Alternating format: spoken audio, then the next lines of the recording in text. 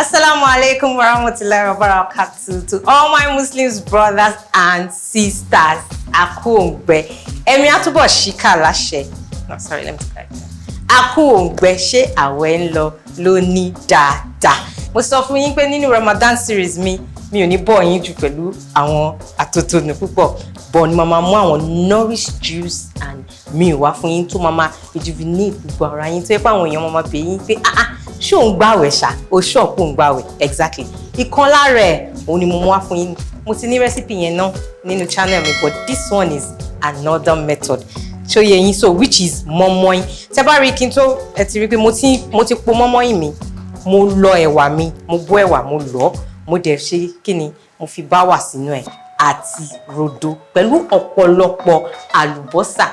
Moimoi tó bá yẹ kí àkàrà lẹ fẹ́ ṣe ni àbí moimoi ni ẹ make sure pé ẹ lo Alubosa púpọ̀. So mo ti lọ sí inú ẹ̀ àti edé.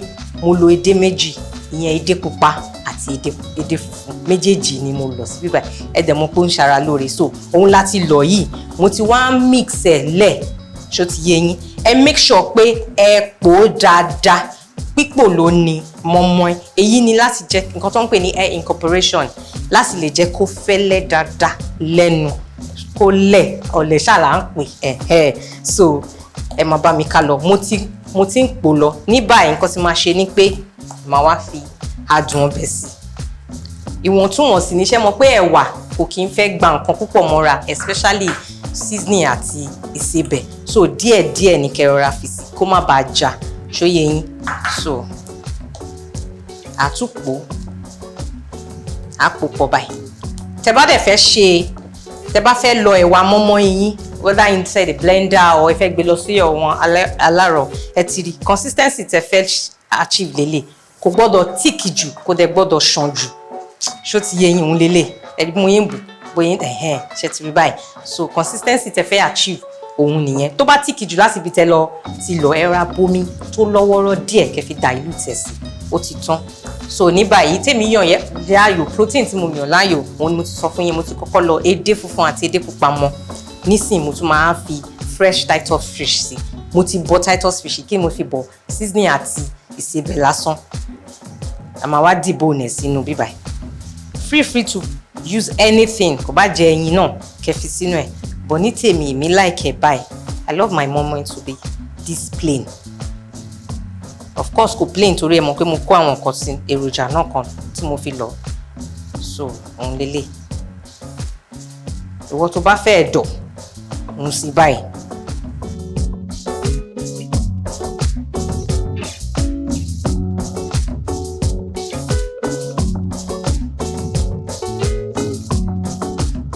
So ní báyìí mo ti ya gbogbo ẹja yẹn sí ẹ ti rí. So a máa tún wá ṣe kíni, a máa mix ẹ̀ wọnú butter yẹn. So that tẹ́ bá ṣe ń gbé báyìí ẹ mọ̀ pé ń gbẹ́ja. So màá rọra fi òróró díẹ̀ sí. Tó bá jẹ́ moimoi elépo ni ẹ̀yin like epo ní kẹ́ dà sí báyìí. Olóróró ni mò ń sè lọ́wọ́ báyìí. So màá fi ṣe má jẹ́ kó òróró yẹn kó ṣe pẹ̀ṣẹ̀pẹ̀ṣẹ̀ jù lára moimoi. Òróró tá máa ń fi sí kókó lè jẹ́ kó look fine, kó shine lójú, then kó ṣe yọ kúrò lára pan tẹ́ bá fi ń sè.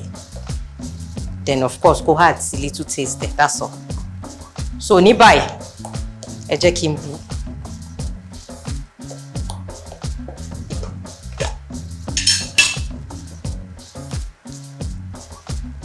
Ẹ rọra bù báyìí. Ẹ má jẹ́ kó over kún, ṣe mọ̀ pé ẹ̀wà máa ń wú. So that tó bá ń wú kò ní lè ẹ ti rí. Nǹkan tẹ́ fẹ́ ṣe rọra ṣe lélẹ̀. Meanwhile mo ti fi òróró mo ti fi pa àwọn pan yín lára. Díẹ̀ ẹ kàn fòróró sọ́wọ́ yín ẹ fi nu gbogbo pan. Tó bá jẹ́ agolo lẹ fẹ́ lò ní àbí ewé ẹ kàn máa fi òróró ẹ máa fi pa lára. So èmi ti fi pa, tẹ́ bá rí pan mi ń shine díẹ̀ òun mo ti fi pa ẹ̀. Then omi ó ti ń hó lọ. Mo ti gbómi kaná. Ẹ máa ti jẹ́ kó mi yín kó máa hó lọ on a very low heat díẹ̀. Mo ti rọra ṣe yẹn. So I'll scoop it like that. So ẹ̀yin tẹ́ bá like ẹyin, ìsìn lẹ máa ra tó ẹyin sí lórí.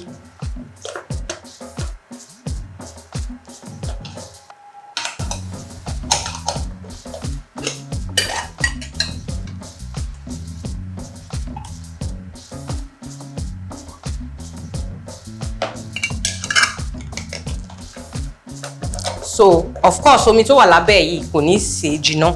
Màá wá rárá top omi sí. Moimoi ẹ kàn máa rárá top omi sí ni. Ẹ má yẹ kí omi yẹn kó overdé àárín nǹkan tẹ́ fi ń sè o. Torí tó bá ń ru tómi yẹn bá ń hó kó má lọ wọnú bátà yẹn, tó má lọ wọnú moimoi, á jẹ́ kí moimoi yín ṣàn ni. So òun lélẹ̀.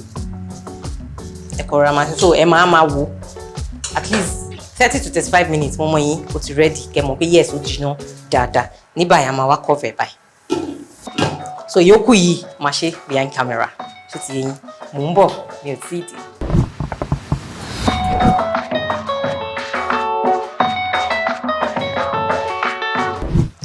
Okay, nísìnyí ó ti tó bí 30 minutes tí moimoi mi tó ti ṣe kíni tó ti ń jìnnà lọ, and I'm very very sure pé ó ti jìnnà. Ẹ jẹ́ n paná díẹ̀ nù gbàgàm because I'm very sure.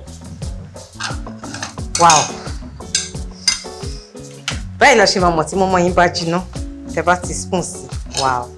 Tí spoon yín ò bá lẹ̀, ẹ ti rí. Kò lẹ̀ mọ́. Tó bá yọ freely báyìí, ẹ ti rí. Bẹ́ ṣe máa mọ̀ pé moimoi yín ti jìnnà dáadáa. So moimoi yín ṣe ẹ ti rí mo ṣe fi ràn yín pé bí spoon yín bá ti yọ freely, moimoi yín ti jìnnà nìyẹn. So ẹ jẹ́ kó kí n tó ṣí, ẹ jẹ́ kó tutù díẹ̀. Meanwhile tẹ́ bá ti rí ẹ rí pé mo ti gbé omi kaná, mímí ti hó dáadáa.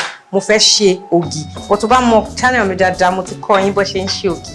But fún wọ́n tó ṣe ń darapọ̀, tó máa wò pé ògì èmi mú ògì kò jẹ́ ń sáré kọ́ ẹ̀. Kò nira rárá. Ṣé ti rí ògì white lé tó bá jẹ́ ògì bàbá náà lẹ́ra. All dia díẹ̀. So ẹ máa tú ká báyìí. Ẹ máa rọra ta omi kínkínní ni o. Ẹ máa fi dissolve ẹ̀. Because tí bátà ògì yín bá ti ṣàn láti ilẹ̀, ó máa lami, kò ní dínà. So ẹ máa rọra fi máa ṣe báyìí. Ẹ máa tún wò pé ó ṣì tí kàbí. Let's continue. Kínkínní ẹ ṣáà rí pé omi kínkínní mo rọra ń bù sí. Ẹ máa fi dissolve ẹ̀ dáadáa. So ẹ make sure pé ẹ dissolve ẹ̀ dáadáa. Kò sí kókó kankan nínú ẹ̀. Èmi máa advise kéèyàn má máa fi sugar sí báyìí. Ìyẹn butter yìí. Torí sugar náà in a way ó máa ń lami. So tí sugar bá ti wà ńbẹ̀ ó máa tún hard sí. I don't know the science reason tí kíní yẹn fi máa ń ṣẹlẹ̀ bẹ́ẹ̀, but however ẹ ti rí butter tá fẹ́ rò lélẹ̀ kò tíìkì jù kò dẹ̀ ṣàn jù. Ẹ ti rí báyìí nǹkan tẹ́ fẹ́ achieve nìyẹn. Kò tíìkì jù kò dẹ̀ ṣe kíni kò ṣàn jù. So a máa wá gbómi. Omi wa tó ti hó. Máa wá gbé báyìí. Máa wá ṣe kíni. Máa wá máa sáré fi sí báyìí. Ẹ ti rí. The next thing you do is ẹ máa sáré cover báyìí. Ìyẹn ni láti lè jìnnà. Heat yẹn kó má sálọ yẹn vapor yẹn kó má sálọ. Òun ni kó má sáré báyìí fi jìnnà ẹ̀. So now a máa wá ṣe. A máa wá stir. A máa wá stir dáadáa. Ṣé ti rí?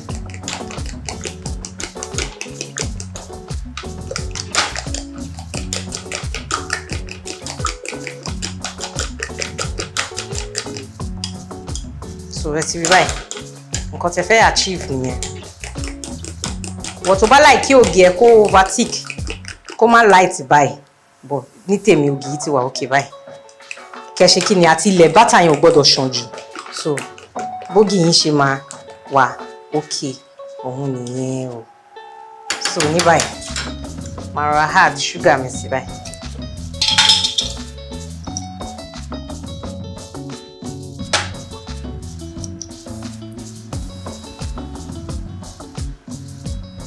Wọ́n tó bá dẹ̀ kí n lo sugar tó bá jẹ́ honey ni just put it this way. Ṣé ó ń yé? I want to mix it together.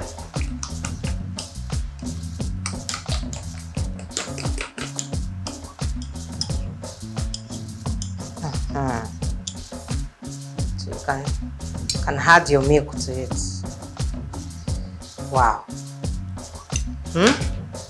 So, pap wa nìyẹn, jẹ́ ká wá ṣí mọ́mọ́ yín wá. Tutù díẹ̀. Ooh la la. So ṣe ti rí báyìí. That's our mọ́mọ́.